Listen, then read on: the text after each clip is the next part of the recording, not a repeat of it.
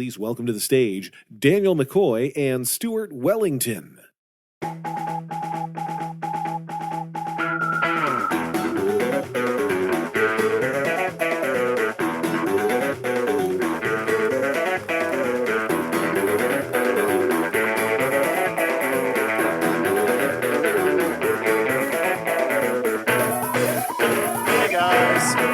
Hello. Thanks for coming. Yeah, thanks for coming out, guys. How many of you actually listen to the show? Whoa, Good. not bad. And how many of you just wandered in from DragCon? All right. So it's about an even split. That's all right. Yeah, that's pretty good. That's better than our shows normally are. The show's a little different than we normally have. Our co-host Elliot, Kalen, usually the motor mouth star of the show, he recently moved to LA, and it was too fast for him to come back. He's a month ago, so It's too fast and too furious. Yeah. Okay, I'm done. See you guys later. So he was like, "Screw you guys, do it on your own." And instead, we got Ronny Chieng from The Daily Show, one of the correspondents, and he will be coming out in just a second. But I just wanted to clarify in case Elliot, fans were in the audience, people, are when you said you're Elliot wasn't filing here, out. people start coming in. Wow, they're so excited. They don't want their ears to bleed. Mm-hmm. Okay, now that I've gotten done burning Elliot, thanks for coming out. We will talk about our show. Thanks. I don't know what else to say, Dan. I think you had a bunch of plans for vamping. No, this is what passes for warming up the crowd with us. So, good luck to us, I suppose. Yeah, we should just bring Ronnie out now. I just wanted to do a little chat. We did great. Yeah. Come on out.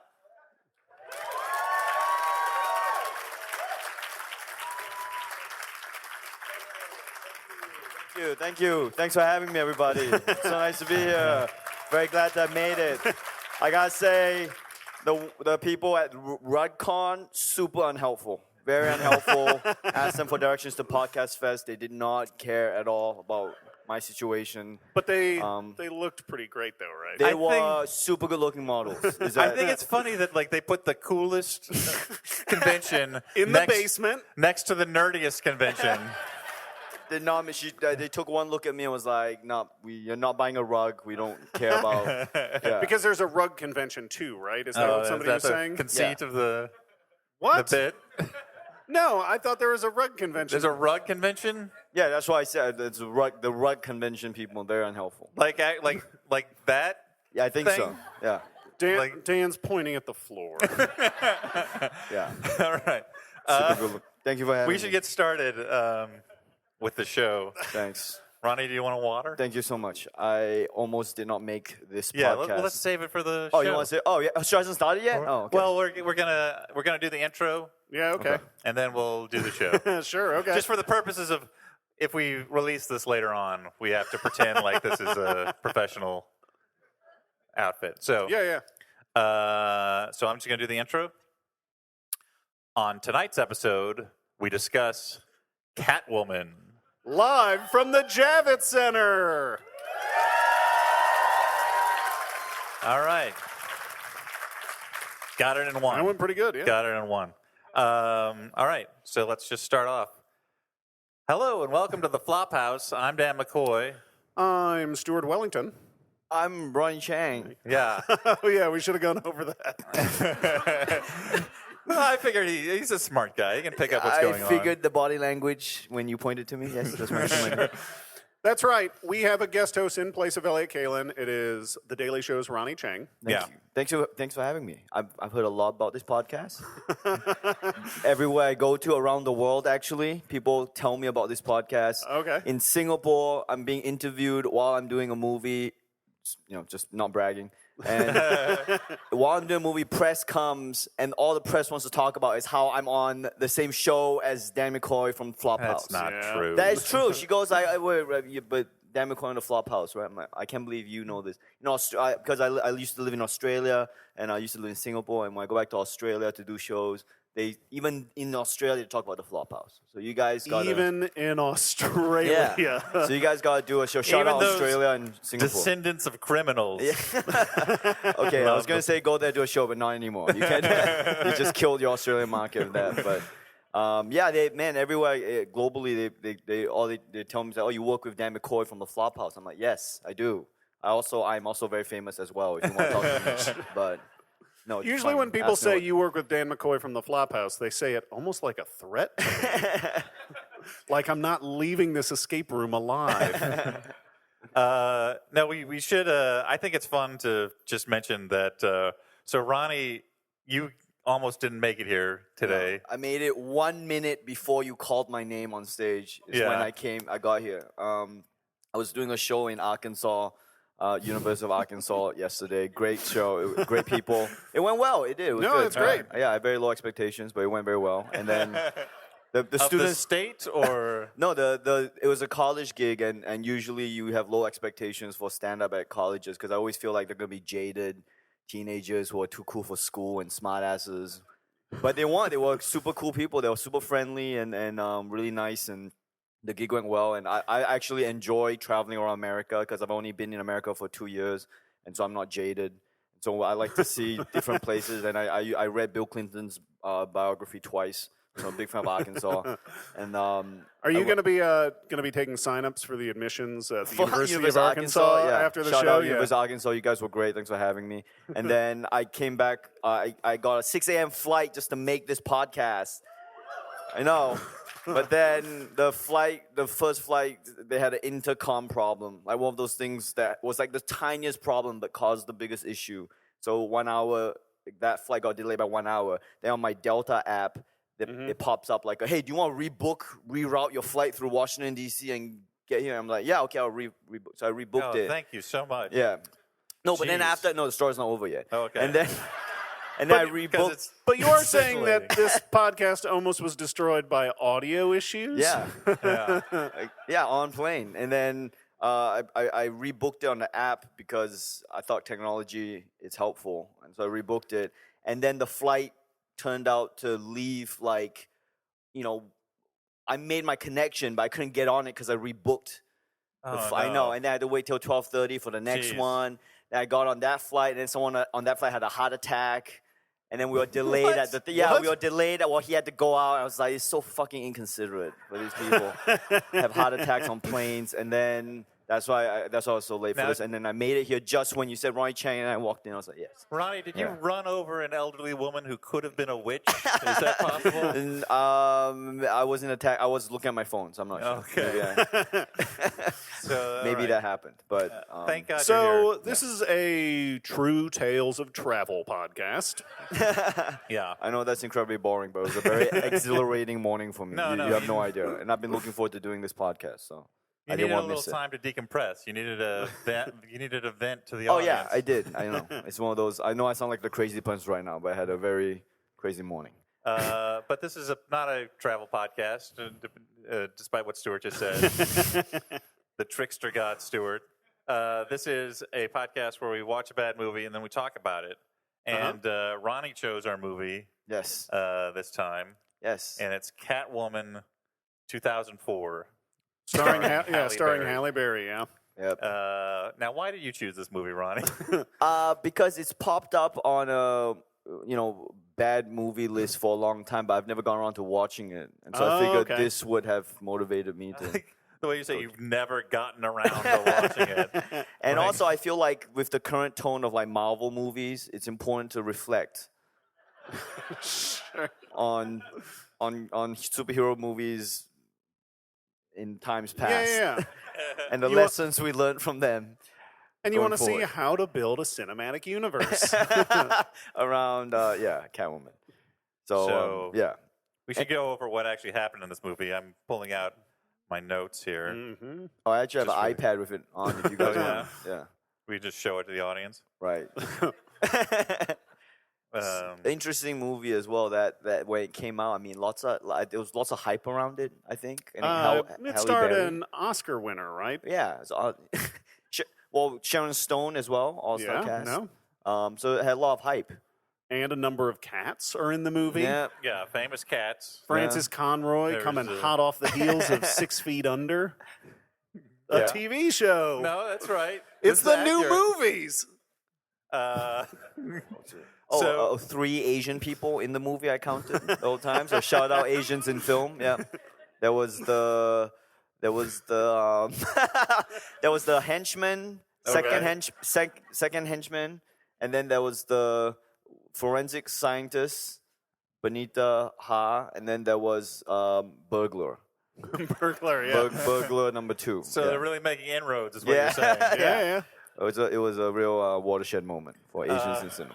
So the movie opens, Yeah, the movie opens. and That's we are accurate. introduced to Patience. What's her Oh wait, name? no! Before that, we Before have the opening of the before the movie. opening, we have the freaking Illuminati of cats. Oh, They sure. show us how cats have been shaping world events throughout history. through Yeah. in their hidden agenda throughout history. Yeah, Cats have been creating chemtrails for a long time.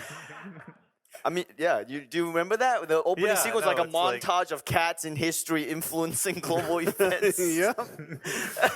Makes a lot of sense, man, if you think about it. Oh my god. But yeah, your Patience Phillips is the name. of- Patience Phillips. So this is the first indication that this is not going to be a traditional Catwoman movie, since Selena Kyle Oh, okay. is the actual Catwoman. Okay, stop staring at me, Dan. It's All cool. right. Selena Kyle. Okay, I get it. So she works for a cosmetics company Of course she does. that is about I to don't know. is about to do a new skin cream called Bowline.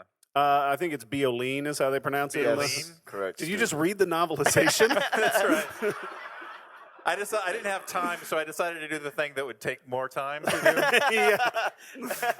I read the Cliff's Notes of the novelization written by Alan Dean Foster.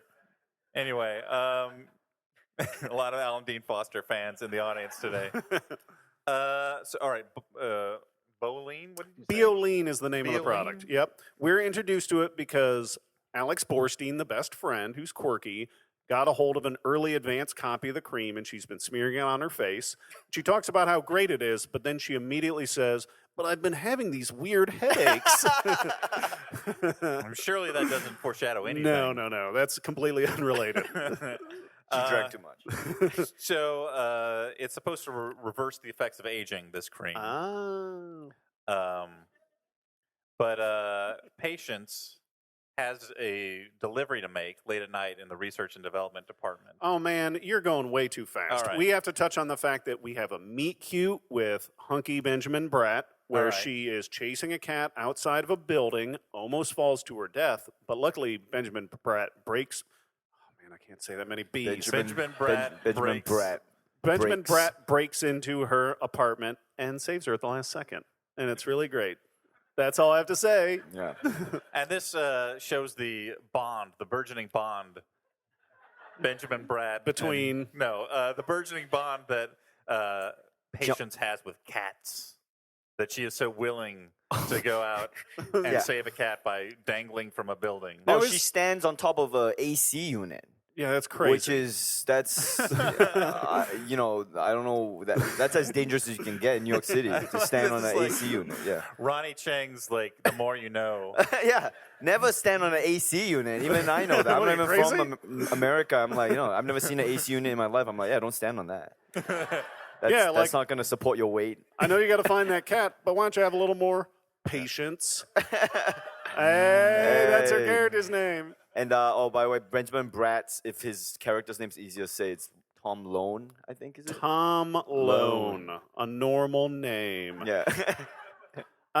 So she's chasing this cat. This is a cat that she saw. Which mysteriously appears and keeps teleporting. This she cat sees is, it briefly when Yeah. her neighbors keep her up late at night by blasting Hoobastank. Yes, I'm glad. Did you watch it with the I subtitles? watched it with the subtitles Yeah, I did too. I'm sure they're contractually obligated to mention that it's Hoobastank. Like Hoobastank had Yeah. that in their rider, I guess. Is that what they? I don't know. Yeah. And then this cat keeps teleporting like Nightcrawler. Just All over one the minute it's place. outside, it's on the motorcycle. 1 minute it's in the house. 1 minute it's tempting you to commit suicide. It's just not a everywhere. normal kitty cat, Dan. And then flash forward to the mysterious late night delivery you were talking about before I Yes. interrupted you. Sorry. Yeah, she was going to deliver something, and she goes down into the research and development lab and overhears that this new beauty product has horrible side effects. No. It scars people's faces. But that's the opposite of what it should be doing. Yeah. And Sharon Stone's like, I don't care if you keep using the cosmetic cream, it doesn't do any of this to you. So let's just ship it out. Yeah. Which seems ridiculous. I mean, it seems like no matter how evil Sharon Stone is supposed to be as this cosmetics magnate, like you would think that it'd be like, okay, we're gonna get sued, you know? Like we can't just. She's like driven by money, right? That's the idea behind this. Is that Well, she's also driven by like not wanting to age. Sharon Stone, like she used to be the face of this cosmetics company, and she's been replaced by younger people because the world is cruel to women. oh, that's what they're trying to say with that. Yes. Okay. Yeah. I said that as if it's a joke, but it's just a true thing. That's, Yeah. Yeah. Her motivations are very unclear now that you mention it. I don't know what was she trying to make money, or was she trying to? I mean, if she wants to be beautiful, she keep it for herself. So I don't know what the fuck she's. What That's she's trying to true. prove Unless there. maybe Then she wants to ensure that she has like a steady supply. Of money. Of Bioline, the magical, Oh, the but magic again, power giving stuff. that again, she- now that you mention, I never thought of that. But yeah, the motivations are very unclear. Okay, Yeah. so Patience overhears this. She goes running around. A henchman chases her. yeah, they're and- gonna shoot her because of this. Yep. Like they're just adding murder. to Makes their sense list. to me. by the way, she's she- on their property, Dan. This is the top secret facility part of having a conversation in this like laboratory. She managed to just stroll right in, despite not being able to get in the front door. She couldn't get in the front door. That's why she strolled into the most like secure part of the building instead. She has to deliver and these. overheard. And her boss gave her a deadline of midnight. Midnight, She yeah. has to do a physical delivery at midnight. That's crazy. Yeah. This is in 2004. There's email then, right? I don't remember. It's like They had 13 years phones. ago. They had Nokia phones. I remember because Nokia phones, eh? Because of the product placement. I'm very Yeah, but this- it's very clear in my head. The Nokia This phone. top secret cosmetics facility. Let's just rest that phrase in your mind for a little bit. She runs down like this drainage tube, basically, Uh-huh. Yeah, And- a basement designed by H.R. Giger. and they release a bunch of water, spewing patients out into the river. Uh-huh. You know, where she drowns, Of course, yeah, that makes sense. and then she's brought back to life by cats. Yep, a computer-generated cat climbs on her dead body's chest and breathes life into her body, Or Dan. It makes perfect vomits sense. life into her nostrils. Yes. Yeah. And this is like, You have a cat, Dan. Take this life. I ate it last night. it would be great if it came out in hairball form. Yeah, life is. Oh, that's just a hairball. Sorry. Now this is the life. That's basically the Hidden, Dan, the movie The Hidden, where Yeah. where the weird alien worm travels from one person's mouth to another person's mouth. Yeah. Check Watch it out, The it's Hidden, great. guys. It's great. It's an allegory for STDs. Yeah. But this is another departure from Catwoman mythos. Like this is actually the way that in Batman Returns she's brought back to life by cats. But Uh-huh. I don't think that in the comics this ever happens. Like in the comics, she doesn't have superpowers. She's just a cat burglar. Like she's just really good at like doing flips and whipping people and stuff. So you're rushing ahead and saying that in addition to being brought back to life, she gains the powers of a cat. Yes. And that's actually the one.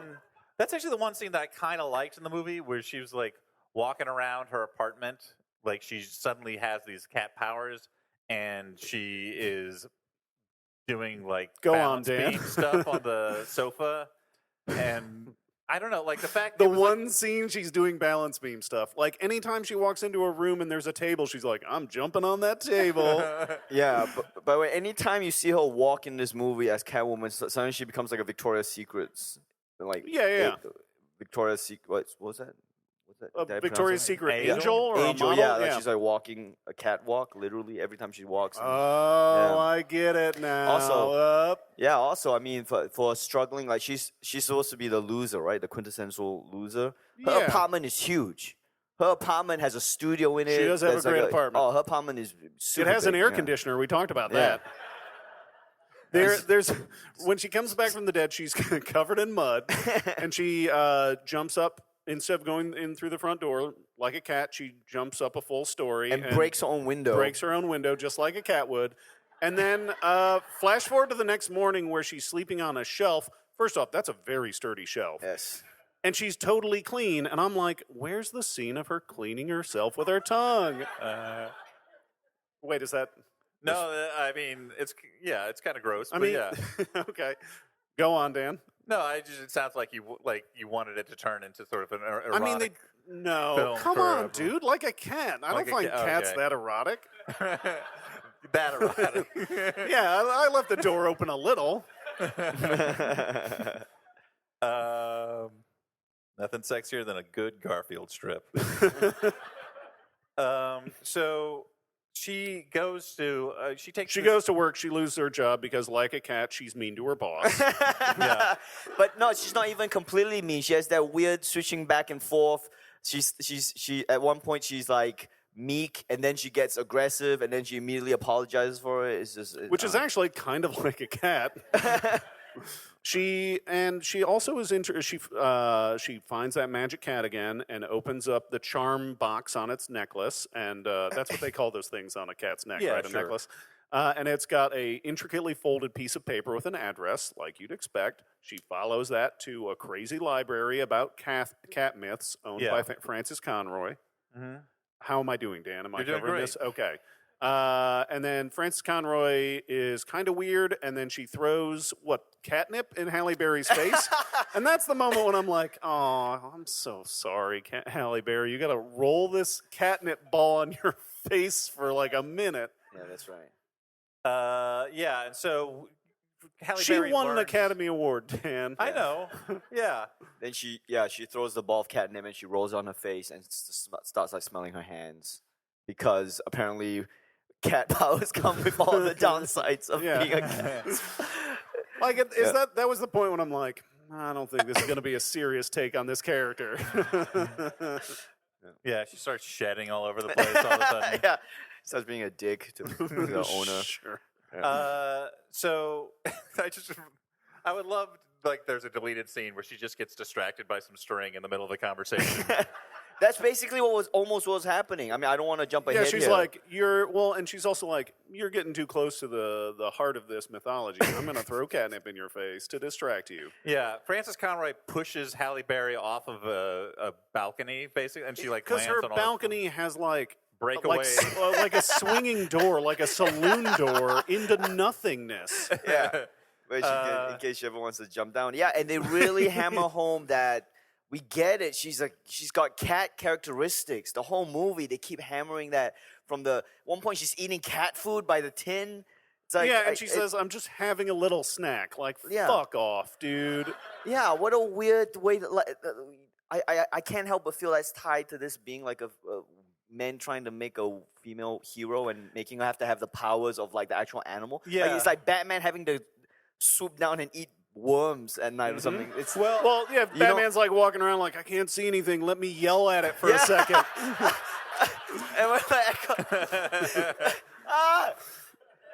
no wall here. Yeah. No, on the note of, I wanted to say this later, but on the note sorry. of, no, you just brought it up. On the note of them making a superhero movie from women, like, what is more insulting than like the studio heads being like, all right, we got to make a superhero movie for women. What could the MacGuffin be? What could this all be about? I know, cosmetics. Yep. Like, that's all they care about, right? Like, That's What the makes highest sense. stakes possible. yeah, let's make the villain this makeup magnate. Yeah, so she discovers that not only does she have these powers, but she's going to use them to go steal a necklace that she saw. So she goes running out into the night. No. No, well- That part. She first beats up the noisy neighbors. She beats up the noisy neighbors. She beats up who noisy were neighbors who, playing for some reason, have a Hoobastank. Yep. bar in an apartment, a full-fledged mean- bar with the neon light and everything. Ronnie- And for some reason, they're bikers as well in this amount. It's just a cool party, dude. Come With on, it's a Hoobastank. They're second playing floor Hoobastank. apartment where they carried kegs all the way up and have Yeah. installed, I don't know, like professional grade speaker equipment. Oh yeah, then they have like they have a seltzer sprayer in this apartment. Pretty sure that was a beer keg, Dan. Was it? I don't want to, hurt your Okay. virgin ears here. I'm sorry. And then they sprayed it straight into the speakers. Mm-hmm. And then the bikers got angry. And then she beats As you the would. bikers up. And then and then after she's been complaining about how she can't sleep because of this party, she immediately decides to go out and have a party. As in, she doesn't go home and sleep. After she destroys the party, she goes home and pulls out the leather outfit, which for some reason... Yeah, she does her hair and she steals her neighbor's motorcycle, and then we get a great scene of her riding around the town in super fast motion, where in some scenes she's wearing a helmet. In other scenes, no helmet at all. Where'd it go? Yeah. Yeah, and she goes to a jewelry store where she had seen this beautiful piece of jewelry before. Yeah. And it just happens to be being robbed at the very same time. Yep. So makes sense to me. She does the obvious thing, which is she puts on a mask that she like a finds domino mask. in it's like a jeweled mask, but it's like What it's said. like a Catwoman mask. Yep. And she fights crime all of a sudden. Like she fights these thieves off, which is a weird place for her to go. Like after everything that's happened to her, I don't feel like the next logical step is like, oh, I'm a Catwoman. I'm going through all these changes. I'm gonna fight these burglars. Yeah, I'm going. My through body's changing. I just don't know what there's no logical progression in the screenplay at that point where she goes from being kind of freaked out but into this new power that she has to I gotta whip these guys. Yeah. Literally. Yeah, you are saying there is a kind of a plot hole in this movie, Dan? I am saying that. So that's our exciting sequence of her running around, and that's where you see that the director has almost exclusively a background in visual effects. Yes, and his name is Petoff. Oh yeah. It's a one-word name. Yeah, so which it is always must a be. good sign for when you're watching a movie. Go to a He's director like with a one-word Rihanna, name. or I don't know, Beyonce or Madonna. Mm-hmm. Yeah, Petoff. All those famous directors. Yeah. And anytime there's something cool happen. Well, anytime they're trying to convey coolness in this movie. Okay, good save. You saved yourself. They play the weirdest music that at one point she's playing one-on-one basketball with Benjamin Yes, Bratt, we I forgot and then to talk fucking about forgot. this. Wait, but okay, about before the that. basketball scene, before that, it's still in the burglary. In the burglary, they're playing weird 90s. It's 2004. I don't know why they're playing 90s music. And it's The director's French, that's why. Oh, they had just gotten that music there. at that And point. it's never remixed. It always sounds like someone just pressed play on the iPod and then press stop, when the action stops. And then during the So fight. yes, there's a basketball match, and there's a whole lot of record scratches. So they're Right. doing basketball good. Yeah, the way that Patience flirts with Benjamin Bratt is they do a one-on-one basketball matchup. Because she's a cat let's and set cats this like up, though, balls. guys. Let's do this scene justice. First, she goes because she stood her up because she died. So she stood up did Benjamin die, Bratt at a date because she accidentally died and she couldn't make it. So she didn't make it to the 1 p.m. coffee date. And Benjamin Bratt's a bit upset. Like, yo, I'm here, but I gotta go work. So The next time I flake on something, I'm going to use that excuse. Yeah. I mean, I'm sorry, I died. last night. Some cats brought me back. Yeah. I don't know what happened. So but- yeah, Benjamin Bratt is like, yo, I'm waiting here. You're not here, but I gotta go work. So peace out. And the only acceptable excuse is if Sure, you die. yeah. And so he goes, and then she feels guilty. So she looks for him at this elementary school, which he's giving a motivational speech to for some reason, telling kids to be good. And then he goes like, okay, let's go play some basketball. Yep. And they all go play basketball. And that's when this awesome scene happens. No, please. It's your this traditional basketball flirting with a lot of butt bumping, and In front at of first, kids. they challenge each other to a basketball match. They're both wearing leather jackets, so you're like, you can't play in that. That's crazy. And so Patience grabs the ball, bounces it a couple times, jumps off the wall, and everyone's Yeah. like, "Whoa!" Does a little parkour basketball. Yep. Fast forward to Patience doing a really good dunk using her cat vision, and then she lands on top of him. And the best line delivery in the movie is when the kid goes up to them and says, "Can I have my ball back?" Are you guys done with your pre-fucking rituals? It's so weird. And you also forgot to mention they play Scandalous during that. Oh. Who's it See, by? Who was that one? I don't know, but I mean, So Scandalous. Many a No, we don't nightclub. we don't have the rights to that song. Oh, we can't sing it? Oh. Can't sing it. but Ma- if many you a hum nightclub it, in my Dan youth. can Shazam it with his phone that he's staring at. That's right. Yeah, and so they start flirting. Kids are around. They're like bumping asses. She steals a bunch of stuff. She gives it back in a bag that says "sorry." But keeps one thing. She keeps one thing, of course. keeps- I mean, she keeps the stopped ring. those burglars. That's one thing is worth stopping burglars. It Right. makes sense. Does she keep the ring and she keeps the necklace? Does she keep the necklace or? I can't wasn't remember. paying that close attention to that part. Okay, I think she kept the necklace as well. I can't remember. And I think that necklace came from Egypt, Oh, Yeah. that makes sense. Yeah. Just like the cat that just brought like her back the to cat life. mummies and all that. Yeah, it ties in because it's a well-written story. Yeah, it loops all the way to the front where we. How's your email doing, Dan? So Patience does. I'm reading my notes. Patience does a bunch of detective work, Uh-huh. and she gets accused of murder because How the does this scientist go got murdered. Yeah, so at this point she has made herself a Catwoman suit, and we get, as you said, it's a superhero movie made for women, I guess, right? Yeah. And so we get a scene where the camera circles around very slowly around Halle Berry's body as she walks, and it's super weird. And then we cut to about 5 minutes of a computer-generated Halle Berry sliding all over the roofs of Gotham City. Is it Gotham? No, they never I don't mentioned. I don't even think they go that far. Like, this is weird. Like, it's weird, right? To take a property that everyone knows and then just be like, nope. You know? Tell Look. me, Stuart, what was the thinking behind this? I don't know. You greenlit this film, right? I did. The See, I thought it was going to be a fun romp, and it would tie in nicely with Batman Begins, All right. which came out probably around the same time, right? 1 year later, yeah. 1 year. Really? Wait, it came out 1 year after? Jesus Yeah. Christ. Yeah. Like the And leap Batman forward in Begins didn't have any of Batmanosity. that cool music. There was the one link to Batman, the DC universe at all, was when the Catwoman, Frances Conway, throws a bunch of pictures of Catwoman, like literally Yep. throws it in the air. She's like, look at this shit. pick these up. Yep. Look at all these Catwomen who's existed throughout history. And she throws it and it flutters down after she pushes her off the balcony. Which Uh-huh. is So she throws a handful of pictures at yeah, her. and one of the pictures is of Michelle Pfeiffer's Catwoman. Oh. And it's right there in the middle of the frame. It's like, this is what we were trying to Get do. it? But instead... It's called an Easter egg, guys. So I don't know if that means they're in the same universe or in this Catwoman movie they have Batman Returns in them. I don't know what. yeah.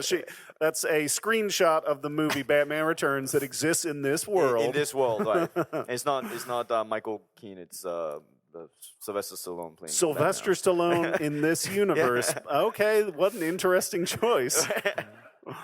Yeah, I'm Batman. Oh, don't even try it. I can't do it. Elliot's not Don't here. even try it. So, yeah, like Catwoman was accused of murder. She's locked up for a while.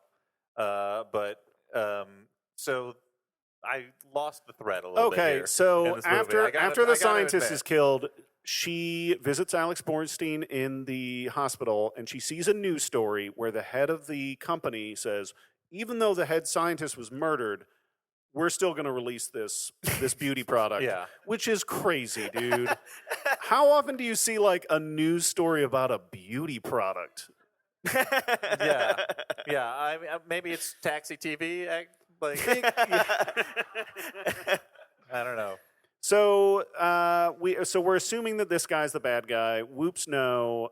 Sharon Stone tricks Catwoman into showing up at her mansion, only to find out that her husband, the head of the company, has been killed with a bunch of scratches on him because Sharon Stone killed him to make it look like Catwoman did it. She Yeah. explains her whole plan. She throws a gun to Catwoman, who's wearing gloves, and then she starts crying. And then a shitload of cops show up. Like, what the fuck was going on, dude? Did she have them like hidden in a closet somewhere? And she's like, My husband's meeting with Catwoman. Yeah. I think they'll be done in a minute, and then just come in when I start crying. It's like Chris Yeah. Hansen to catch a Catwoman. Yeah. Just Yeah, comes like, hey, sit down. What are you doing there? Killing her husband? All right, let's talk about this. She's like, no, I just followed this ball of string here. Is that some catnip? You got some catnip? Yeah, so Interesting- Sharon Stone's interesting like, question. bake them away, toys, and they take her away. And How long were you working on that Bake 'em Away I mean, toys it's a bit? Simpsons reference. It's not even mine. That's the real tragedy of it. That's the real tragedy of today. Wait, now I'm confused as well because doesn't she tries to kill her ex-boss first, right? At the opera with the swinging people? And then She confronts him at an opera. Then the security shows up with guns. But she she runs escapes. across the stage. Yeah. The opera continues. These performers are no fucking joke, dude. no one stops. No A one stops. Catwoman is climbing up the set and running around, and they're like, "Show's got to go on." So she gets in like a love fight with Benjamin Bratt in the rafters. I don't know what that shit's called behind a stage, Dan. You're the theater dude. The rafters. I did it. Yeah, you got it. So she gets in a fight with Benjamin Bratt in the Yeah. rafters. She gives him a big old smoocheroonie on his cheek, and then she escapes after shorting out the entire theater. And I can only assume those performers kept going. Yeah, she takes a live electrical cable and like puts it to the circuit board, which is exactly the way you want to play with electricity, by the way. And at that point, I'm like, Benjamin Bratt's character was into Patience Phillips, but now him and Catwoman, I think I'm seeing sparks. You're welcome. I don't even get that joke. Like there's like an attraction there. Oh, okay. Okay. So then it was Get literally outta like here, there was dude. There's no extra level to it that I missed. No, It it's No, it was as base as you first thought it was, yeah. now I gotta make a little bit of a confession here, Stuart. okay, guys. Turn the lights down, everybody. I hate to do this in front of an audience that is halfway made up of people who have never listened to the show before, Sure. Okay. because I feel like it smacks of total unprofessionalism what I'm about to admit. Uh huh. I started dozing off in the second half of this movie. No. I was, No. What happened, Dan? I was in and out of consciousness. Get out of here for real. Oh, you lucked out, man, my friend. You have fallen asleep during, let's say, many of the movies we've watched for our podcast that you do as a professional podcaster. Yeah. Yeah. So, did you have? Are you just thinking that the rest of the movie was a dream? I mean, it has the quality of a fever dream, but I did see. Can we skip to the end? I mean, I feel like we're moving. We can easily skip to the end, Dan. We get a showdown between Sharon Stone. Yeah. And- Who? It's been revealed that what happens with this cosmetic thing is if you stop using it, you get the big scars. But if you keep using it, your No. skin becomes super hard like diamonds. Like living marble. Is that what they say? That's Yes. what she says while battling. So I guess she's like. I mean, I want to know what her like superhero name would be. Like Cream Girl. Like. What? Like this person who got her powers through like the use of like a beauty cream. Like Oh, her powers beauty are, like- cream. That's why you called her that. No, it was not some sort of like. No, just keep going. Vaguely- Just keep going. I don't really have anything else. Okay, so Cream Girl is your That's my only best. professional writer, Dan McCoy. Blue Sky in it comes up with Cream Girl. I was hoping that we were going to start a big brainstorming sesh. Okay, like The- Marble Lady. Marvel. And also, when the police first Marble. hear of Catwoman, you hear some guys in the background saying, what are we going to call her? Cat Babe? Cat Chick? Like, get Nah. the fuck out of here, dude. Like, you're No, they go. reaching No, it. oh, I thought you were gonna say what they actually said. In What the do they movie, actually they go, say? nah, let's call her Cat Broad. That's what happens in the movie. Give each other high five, Yeah. and then they start a podcast called The Flophouse. Yeah, so they go in a big fight. Catwoman has one of those things that happens in movies where she's like on the ropes. It looks like she's almost certainly going to die, and she just magically, like through the force of will, she's like, you know what? I'm going to win this fight. Uh-huh. And so she like beats the crap out of. Yeah. She Sharon says Stone. some kind of phrase that I think was intended to be really cool. Ronnie, I think you're dying to say it. No, you go ahead. I don't even remember Oh, it was Sharon Stone goes. So Sharon Stone has a on the window. it. She's a hanging out of a window about to glassless die. window, and Sharon Stone's about to deliver the final blow, and she says, "Game over." And then Halle Berry says, "It's overtime," and then she comes back in. Yeah. Amazing. And then At this proceeds point, she's able to beat defeat- the fuck out of Sharon Stone. She then beats up Sharon Stone because she's so shocked at what an awesome line that was.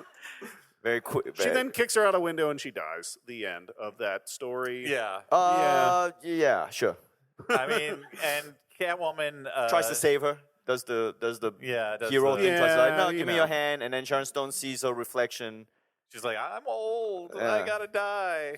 which is an allegory for How I women in feel Hollywood. every morning, And then- guys. yeah. And at the end, Benjamin Bratt is left alone. Catwoman sends him a message being like, I can't date you anymore because I'm a Catwoman. I only He date put up cats with- now. If you know any cat men, please introduce me. But otherwise, My cat parents are like, can't you date a nice cat man? but he's really good at basketball. But no, it's not. So, And the cat's a doctor? she goes off, I guess, to fight crime. I don't know. It's like, ambiguous. It's ambiguous what she's gonna do in her. No new one life knows what the as a- fuck she's gonna do at this point because Yeah. she's like, sometimes I'm good, sometimes I'm bad. Deal with it. Yeah, if you don't exactly. love me at my worst, I'm a bitch. I'm a mother. yeah, I'm a- yeah. Then you don't wife, deserve I'm a me at my lover. best, and then I'm gonna go take this whip and swing around whatever city, nameless city I'm in, because we don't have the rights to call it Gotham, and Yeah. New York is too cliche. So Yeah. And the movie ends with like another montage of her, a CGI Catwoman, just sliding around on rooftops, Yeah. right? Yeah. Which is, I guess, what they thought the best part of the movie was. I don't know. And this movie won the Academy Award that year. Oh, so, no kidding. oh wow, Yeah. No, this movie famously, Halle Berry won the Razzie for Worst Actress, and Right. she went and accepted it, and then said something about the movie being shitty. But that's pretty cool of her, Yeah. and she goes for it. yeah, Yeah. but She's trying. also I wonder what she saw in the script. I think a bunch of money was in the script, Ronnie. Really? The script was rolled up, and there was a bunch of money stuffed in there. That's how it works in Hollywood, I hear. Yeah, I don't know. I guess I don't know what she saw in the, because I think there was problems even during filming. They had to stop and then restart it and film additional scenes because it wasn't working, and they tested it. I think they showed the trailer. Everyone hated it so much they recut the trailer without any dialogue, just to make it and that's not a good sign when you have to cut out all the words to make something barely acceptable. It's like, let's just have no one talk, and then maybe if they see enough of a ass swinging around, we'll sell enough tickets so we can make. Oh, and then Village Roadshow. I know this because I have Amazon X-Ray. Village Roadshow had to sell freaking their shares in an Australian advertising company just to show a profit for that year. That's how much this movie affected Wow. markets. Yeah, in a bad way. So this is the point in the podcast where we do our final judgments on Okay. the movie. All right, Ronnie, that this is new to you. Yeah. We decide whether this is a good, bad movie, a movie that's fun to watch because it's bad, a bad, bad movie, a movie that's just bad, or a movie we kind of liked, a movie that we actually thought had some sort of redeeming quality. Wow, that's a tough one. Did I start with Which me? Let's start with. You can start with Category does it fall into? You spent 5 Guys- minutes thinking that one. Yeah. That's the end of the podcast. All right, you shut down. Stuart. You shut down the Hear This festival with Stuart. that one. For the listeners at home, Stuart was so proud of himself, he's now wandering around the stage. Patting himself on the back. Guys, I would like to suggest that this movie isn't a complete catastrophe. Deal with it, guys. I think this movie is a good, bad movie. I think it is super dumb. It's filled with a ton of bad puns. If you are going to sit down with a bunch of friends and you're like, I want to watch a dumb piece of shit and laugh at how bad it is, this is the perfect kind of movie, I think. Wait, you said that wrong. I believe it was perfect. Thank you, Dan. Yeah. See, I missed it. Yeah. Yo, she says that in the movie. I know. When she's beating up the burglars, she goes, "This is perfect," and then she beats the fuck out of them. There's a moment when she's fighting the lead henchman, who weirdly enough played the lead henchman, or one of the henchmen in the movie The Crow, another movie about a poor guy who gets killed and then comes back to As a an magical animal, right? Yeah. I think that guy's typecast. So she's beating that dude up, and like he sticks his she grabs his tongue, and like the first thing is like, "She's Catwoman, dude. Keep your mouth closed," because she's dying to say that fucking stupid joke, and of course she says, "Cat got your tongue?" And he's like, "Yeah, totally," but he couldn't say it. Oof. I agree with Stuart. I think on the basis of the basketball scene alone, this would be a good bad movie. You know, like the idea that in a Catwoman movie, there's a like 4-minute long sequence where two people flirt using super cat powers to play basketball is astounding. And I think that that's the spirit that the whole movie has. It makes the weirdest choices. I already mentioned about how like you were saying, the stakes of the movie are, there's like weird cosmetics going around that could scar you, I guess. Yeah. At the end. Yeah. We need someone with the powers of a cat to get to the bottom of this. Yeah. So that's what I say about Yeah, it. no, I agree. I was gonna go bad, but then again, My impassioned plea swayed you. no, that basketball scene turned it for me, because when I saw that basketball scene, I was like, oh my god, I would show this to a friend now, and that makes it a good bad movie. You gotta see this. You gotta see this. Like, please come over to my home someday, and I'll show you the basketball scene from Catwoman. Yeah. Ronnie invites someone into the gotta house and watch just this. silently turns the lights off and locks the door behind them. I was on a plane when I watched it, so I had no escape. But yeah, this place, yeah, it was. I don't know. I mean, I'm trying to figure out if there's a bigger message in this whole thing. I mean, I'm a For us, something that we can learn from it. yeah. I mean, I've been talking for years about how 60% of cats globally have toxoplasmosis, which is a brain parasite, and yeah, 60% of cats, it transfers to humans very easily. It's a correlation between having toxoplasmosis and increased risk taking in women, and as well as if you're pregnant, apparently you're more likely to give birth to men. Who knows? All right, but I was wondering whether this whole thing was just a result of a brain parasite from a cat. And so that first cat we see in the movie gave Halle Berry a brain parasite, and she hallucinates the whole thing. Yeah. That makes sense. Yeah.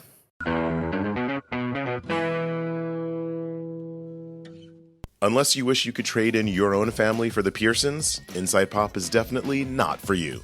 Sean, that's a little extreme and also not quite true. Okay, Amita, how about Inside Pop is the podcast for people who love and appreciate the best pop culture has to offer? Oh, much better. In every episode, we interview the people who create the culture you crave. Past interviews include the production designer for Fargo and Tony DeCray from the DreamWorks Story Department. You'll also get the very best pop culture recommendations in our Big Sell segment. Plus, the opinions of 2 TV producers who are pop culture obsessives and actually do wish Sterling K. Brown was our cousin. Kissing cousins, that is. Listen to Inside Pop every other Wednesday on the Maximum Fun Podcast Network.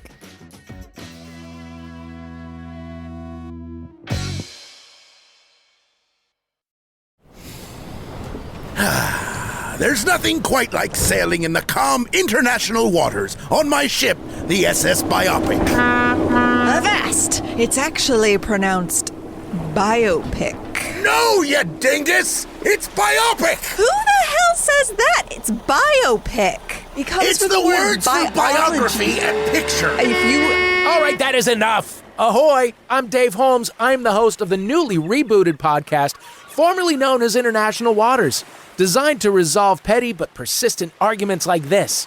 How? By pitting 2 teams of opinionated comedians against each other with trivia and improv games, of course. Winner takes home the right to be right. What podcast be this? It's called Troubled Waters, where we disagree to disagree. All right. It's a live show. That means a solo ad read from me. And here's a little peek behind the curtain in case you are downloading this late. This is a replacement solo ad read. I originally posted this episode with totally inaudible ad stuff for 7 minutes. Great. You know why? because the sound bar on the dial thingy, the levels thingy on my digital recorder was down at 3 for some reason. And I, like a real professional, did not listen when I slotted it in. Anyway, I hope that our sponsors appreciate everything we do for them.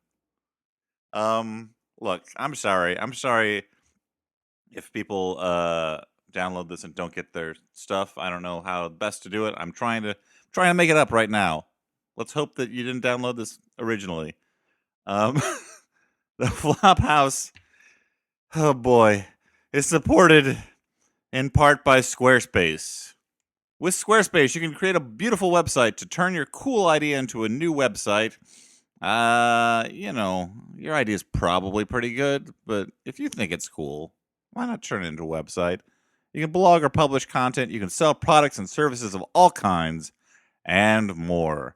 And as we discussed before, and more pretty much encompasses anything.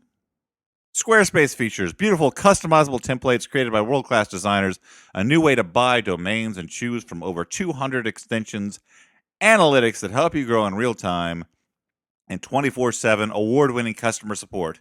If you're a customer and you want support, why not make it award-winning? Make it stand out with a beautiful website from Squarespace. Listen, check out squarespace.com/flop for a free trial, and when you're ready to launch, use the offer code FLOP. That's FLOP to save 10% off your first purchase of a website or domain. Am I fucking around less than normal? Yes. I apologize. Oh, brother, if you had heard the other ad read, it was terrible.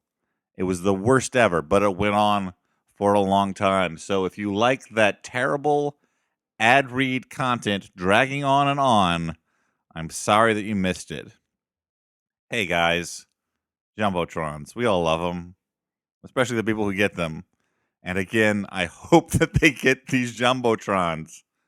Who is this message for? It is for Jay. It is from Laura. Happy birthday, Jay. This is the 11th of your 32 birthdays we've spent together, and I'm looking forward to so many more. Let's celebrate by watching a good, bad movie and eating cupcakes. Yeah?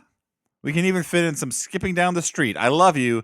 And I love listening to podcasts with you. From one real pile of cats to another. Row, row. I apologize to Stuart for using his intellectual property. I will be paying him what it's worth. This next message is for Armand, and it's from Emily. Armand, consider this down payment on attendance at a future live taping. Hopefully, the Flophouse crew will do something before... I did this the last time, too. Before it's capitalized. Guys, this is really important for you to understand. Before it's capitalized in the next line. And so when I get to the point in the line above, where I should be saying a word that's not before, my dumb brain says, hey, that capitalized word seems important. I should probably say that now. And so it gets all jumbled up. Let's start again from the top. Armand. Consider this down payment on attendance at a future live taping. Hopefully, the Flophouse crew will do something in Los Angeles soon. If only I had known of Elliot Kalin versus Felicia Day at Angel City Brewery before it happened. But not to worry, I'm now following everyone on Twitter. All this to say, happy birthday and I love you. Jesus God, let these messages get to the people who paid for them. If not... I'm sure we can do something to make it up to you. Contact people and complain. I apologize. All right, let's just get back to the live episode. So, on that note, we're going to move on to the next segment, which is we've got about 13, 15 minutes. If anyone has questions, or if you don't have questions, we have a letter we could read. But usually we take audience questions at live shows if anyone has them. But we don't have to. Don't feel obligated. If you're wishy-washy dying about to come this. up and ask us a question about movies, please do get in line up by this microphone. But before you do that, I'm going to read us a little letter from a listener.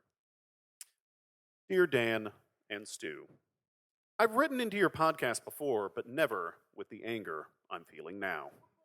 Oh, dear. You all bring something unique to this podcast, but Elliot has always been the heart and soul of the Enterprise. This was true even from the beginning, when he wasn't even on the show.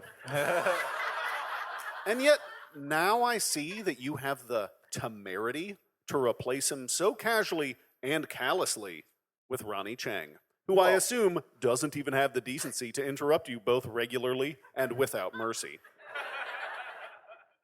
Well, this will not stand. The next time you make a live appearance, you better have Elliot Kalin with you. And you better apologize to him profusely. I have one question for you. What's your favorite thing about Elliot? Signed, Elliot, last name withheld. Even though I could see that punchline coming down the road, I still delighted in it when it arrived. I didn't see it. I didn't see it. I Ronny, thought someone you're so actually innocent. wrote that. Yeah, I thought someone actually wrote that in. I was like, oh, they're angry at me already. I haven't been on the podcast yet. What's my favorite thing about Elliot? My favorite thing is that he trusted me pronouncing the word temerity correctly. My favorite thing about him is that he gave the letter to you to read, so I didn't have to stumble over the words. I like his glasses. Oh, they're very handsome. There's also a second letter. Dear Dan, I love you. I want to go to Brooklyn sometime and see you. From Sammy Lincoln, last name withheld. That's Elliot's young boy. It says here this is going to make Dan cry, and it didn't. So fuck that guy.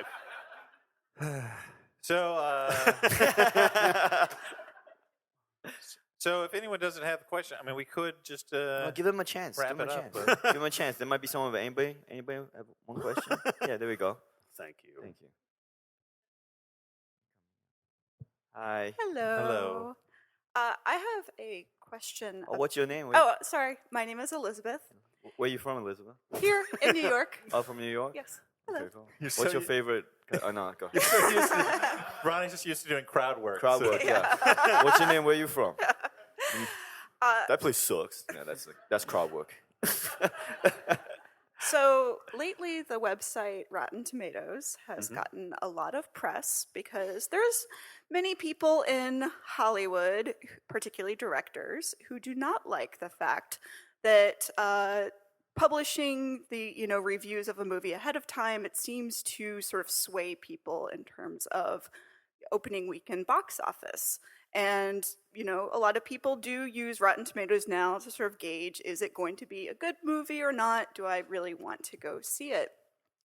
And since many of the movies that you review on the Flophouse are critical flops, but then are actually, very successful in the box office, I was wondering if you knew of any sort of common themes to those sort of movies, like something that maybe you tend to take out as enjoyment from them, these movies that maybe the critics do give like 15%, rotten score, but then they end up being a huge box office success. Are you asking if we've sat down in a dungeon somewhere with a bunch of computer screens and we're piecing things together with red string, trying to find the relationship? Because yes. Then yes, we've totally done that. Interestingly, the Catwoman movie had shitty Rotten Tomato score, awesome Amazon score. Amazon score is like 4.5 out of 5, and Rotten Tomato. Yeah. That was 4.5 out of 5? Yeah. I thought that was out of 10. That's crazy. Yeah. The Amazon score. Sorry, but let me interrupt the question. You didn't interrupt. You're answering the question here. I don't even know what the it's tough to question say. I feel like a lot of directors love to say that they make movies for the fans, not the critics. But I feel like for most of this, most of the time, it's these big movies made by committee by these huge studios who have so much money banking on something that of course it's gonna fucking fail because so many people are involved and everybody's so nervous about offending anybody. Well, by anybody, I mean usually just white guys. That they turn out some kind of piece of shit that just doesn't have any, doesn't make any kind of a message or stand or anything, and just looks like something else, or is in fact just a remake of something else. What we're talking about the common threads between movies that are financially successful but critically flopped. Is that what it was? I didn't quite follow. Probably. A huge advertising budget. That's true, right? Yeah, like you can. Like Mordecai. Yeah, like Mordecai. It made Everyone all saw the that. money. They're like, they looked at the poster and like, that guy has a mustache. That's hilarious. So they went. They all went. Everyone, remember when Mordecai fever swept the nation, guys? That probably didn't answer the question, but we have to move on. Hi, I'm Mike. I'm from DC. Saw you too. Not you, Ronnie, but we were at the Pan show. Oh, the Pan great. show, the lost episode that never got Dan, released. People can listen to it as recorded by somebody's phone in the audience. That's true. It's not lost. But for Catwoman, my favorite scene was in the restaurant when she's eating sushi. Because Benjamin Bratt just seemed to be really impressed by. That's the scene where she's just stuffing chunks of sushi in her mouth. Rapidly. Like a cat would, everybody. But my question is, Was not using chopsticks, which is offensive to me for obvious reasons. She was just taking the fish off the rice and just putting it in her mouth. Yeah, I know that. so Yeah. fast. Yeah. And but my question is, the neighbors, after she destroys the party, steals the motorcycle, there's no ramifications. They don't call the cops. Nothing happens, and Benjamin Bratt is just like continuing to go along and doesn't know about any of the. Yeah, because the biker dudes, they can't go to the law. I would That's have not how loved they if they solve had problems, reported yeah. it, and there was a scene where Benjamin Bratt's like figuring that out. He's like, okay, so the handwriting analysis, okay, the lipstick analysis. Wait a minute, her neighbors complained about a cat-like lady destroying their stuff. I like the idea that they have to go through a bunch of analysis when they just know it's their neighbor. They just be like, oh, it's that lady. We see her through the window all the time. We've told her to fuck off. Sometimes multiple we times, yeah. cat call her. Oh. This movie is for the birds. Am I doing it right? We have like 5 minutes left, so let's like run through these questions really fast. Okay, I'll be really fast because this is from my friend since this is my first time hearing the show, and it was great. I'm sorry. She says in all caps, ask them about the Hogs Bottom 3. Oh, okay. So that's a thing that we do on another podcast called The Adventure Zone, which is much more popular than this podcast. Thank you. And tell your friend, maybe question mark? Okay, will do. Yeah, they may return the Hogs Bottom 3. Wait, I'm not on the good podcast. You might. Who knows? Maybe it'll be the Hogs Bottom 4, Ronnie. What do you know about Dungeons and Dragons? Enough. That doesn't sound right. I can roll a 20 with the best of them. Yeah. Yeah. You can't even fake nothing? being a nerd, dude. What are you talking about? He speaks the lingo. Yeah. Thank you. Nicole, I'm from New York.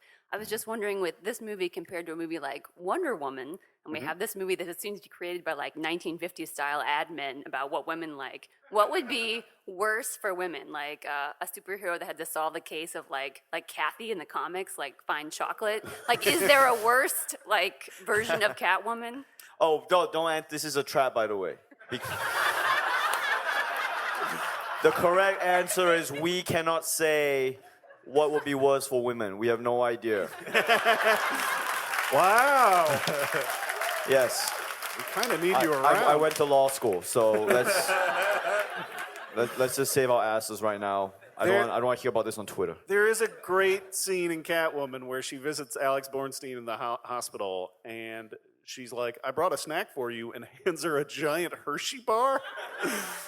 And Alex Bornstein just like tears into that fucking thing. It's just weird. Yeah. I guess the way that this could be worse is if it was Stan Lee's Stripperella. Yes. What's worse for women? I don't know, but I just to quickly answer your question seriously, I just made a TV show.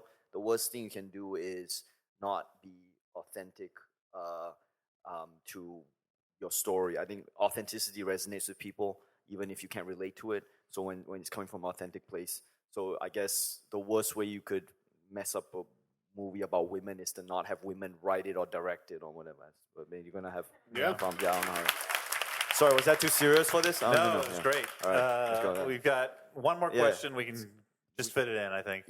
Very quick. It's about that scene in Catwoman at the opera where the performers are swinging from ropes, and Catwoman ends up on the stage. I swear I saw momentarily that she was batting at the performers like a cat. Did you all see that? Or I might have imagined it. Oh man. See, that's the thing. That's when you know it's true art. There's like so much richness of it that you can miss something. Layers, Dan, is what you're saying. Yeah. No, that's great. good. When I revisit Catwoman. I'll look out for that, yeah. But yeah, they definitely fucking, halfway through, I'm like, we get it. She has similarities to cats. It's in the title of the film. We get it. Drinking milk at bars. She's. Oh my God! The milk at the bars. Oh God! I want a white Russian without hold the vodka, hold the Kahlua, and then just cream. Yes, she drank. Fuck. We could talk about this all day, but we probably shouldn't because there are other podcasts waiting to come in here. But I just want to thank the Now Hear This Festival for having us. Yeah, thanks so much. I want to thank everyone who was here at the Javits Center who came out to us and, I don't know, missed Who Charted or whatever. So thank Ronny so for coming out. Thank you. Thanks Ronny. for having me. Running here. Thanks for having me. Thank you, Delta, for getting me here on time. Thank you, New York Taxis, for getting me here on time. Thank you, University of Arkansas, for the great gig last night. Appreciate it. For the Flophouse, I've been Dan McCoy. Hey, I'm Stuart Wellington. Oh, I'm Ronny Chieng. Good night, everyone.